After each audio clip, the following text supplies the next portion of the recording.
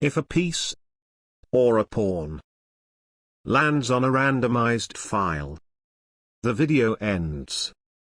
And he also suggested that I can use random.org, with numbers representing the files' names respectively. No. There's no need to be so complicated. I'll build my own random generator. Very simple. First off, I need to tell the computer that hey man, in chess, there are a bunch of files, like this. Next, I need to tell the engine to pick a random choice from those files. But then, after I run it, the computer is like, hey man, I know you want me to have a choice from those files, but what do you mean by random? I don't really know that random guy you're talking about. Therefore, I need to introduce the random guy to him. And that's it. Very simple. Every time I run this program, its result will be shown right here. If my opponent lands a piece or a pawn on that file, the video ends. Also, let's just apply this rule to my opponent only. Because I think that if it also applies on me, that's just too difficult. And with that out of the way, let's find an opponent.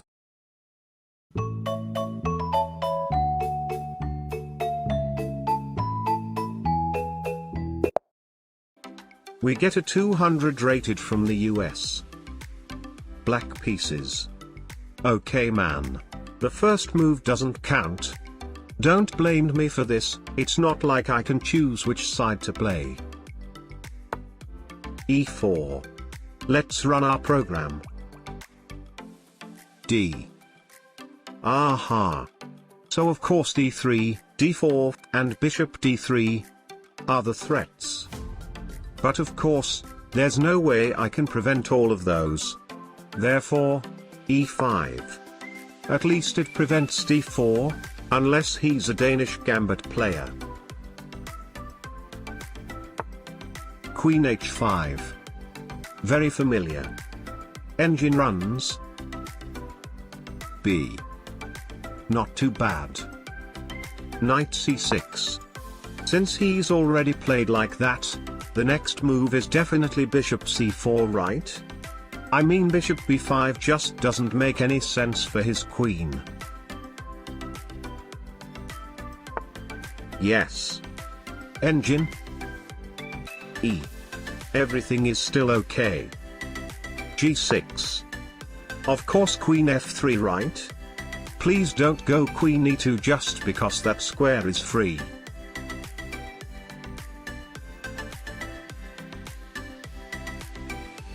Why is he thinking for so long? This is still theory.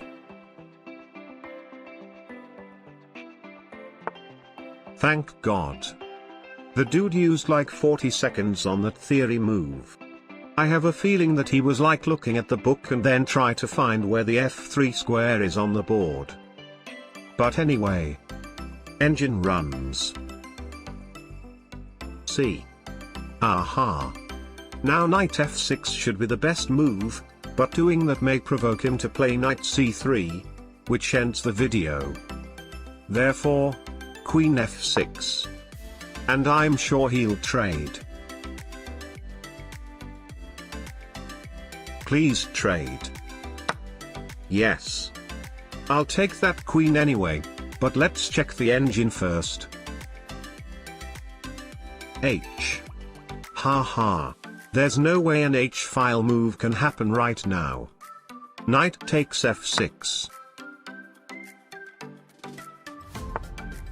Knight F3.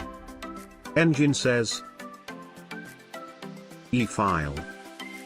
Guess what? There's no E-file move that makes sense right now. Man, this engine is really nice to me so far. But of course, my opponent has never been nice to me. He may even decide to take my e-pawn, and ends my video. Therefore, D6. Better be safe than sorry. Knight G5. Engine. G. Thank God it didn't go G last time. Now most people will go like H6, knight takes F7, rook H7, and then end up trading a rook and a pawn for bishop and knight. But no. I believe letting my opponent keeping his materials is the best way to continue this challenge, since he will have more choices to make. Therefore, knight d8. There's no way a g-file move can happen now anyway. I mean, just take a look at the g-pawn. If he really pushes his g-pawn now, that pawn is going to cry about the fact that there's a fat horsey blocking his way. Castle. Oh. Wait. Is that also a g-file move? Bruh. What the f-